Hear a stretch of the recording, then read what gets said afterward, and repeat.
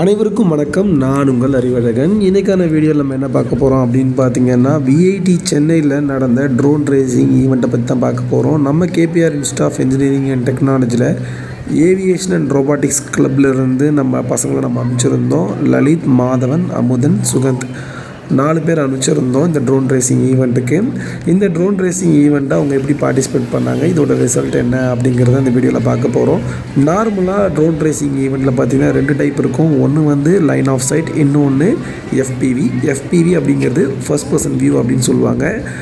இங்கே வந்து பார்த்திங்கன்னா லைன் ஆஃப் சைட்டாக்கான ஈவெண்ட்டும் இருந்துச்சு, அட் த சேம் டைம் எஃபிவியும் வச்சுருந்தாங்க. ஆனால் ஜென்ரலாக எப்படி வந்து ஒரு ட்ரோன் ரேசிங் வைப்பாங்க அப்படின்னு பார்த்தீங்கன்னா, லைன் ஆஃப் சைட்னால் கம்ப்ளீட்டாக லைன் ஆஃப் சைட் தான் வைப்பாங்க. ஏன்னா லைன் ஆஃப் சைட் அப்படிங்கிறது வந்து அது டிஃப்ரெண்ட்டான ஒரு ஸ்கில்.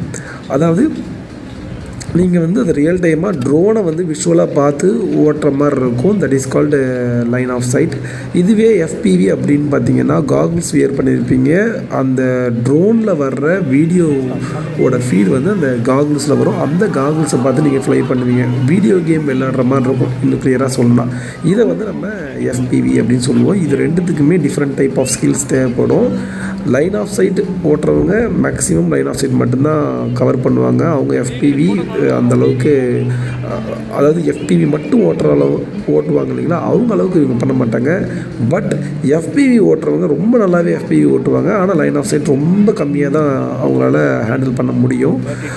நம்ம ஸ்டூடெண்ட்ஸ்க்கு எந்த மாதிரியான ட்ரைனிங் நம்ம கொடுக்குறோம் அப்படின்னு பார்த்தீங்கன்னா, கம்ப்ளீட்டாக லைன் ஆஃப் சைட்டுக்கான ஈவெண்ட் தான் நம்ம கொடுக்குறோம். இது வந்து ஸ்கில்லு வந்து இதுக்கு கொஞ்சம் தேவை.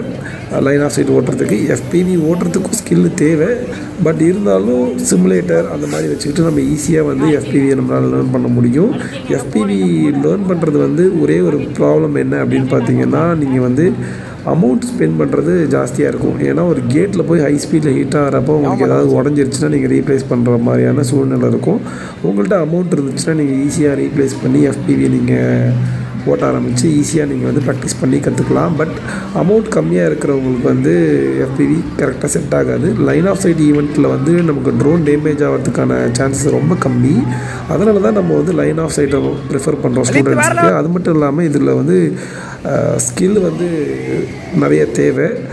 நீங்கள் ஜிபிஎஸ் லாக் ஆகாமல் ஏதாவது மிஸ் ஆகுது ட்ரோனு அப்படின்னா கூட நீங்கள் லைன் ஆஃப் சைட்டில் ரொம்ப எக்ஸ்பர்ட்டாக இருந்தீங்கன்னா நீங்கள் அந்த ட்ரோனை வந்து மேனுவலாக ரெக்கவர் பண்ணி நீங்கள் கொண்டு வந்துடலாம். ஸோ நிறைய இடத்துல லைன் ஆஃப் சைட் வந்து நமக்கு ஹெல்ப்ஃபுல்லாக இருக்கும். அதனால தான் நம்ம மேக்ஸிமம் லைன் ஆஃப் சைட்டை நம்ம கான்சன்ட்ரேட் பண்ணிகிட்ருக்கோம்.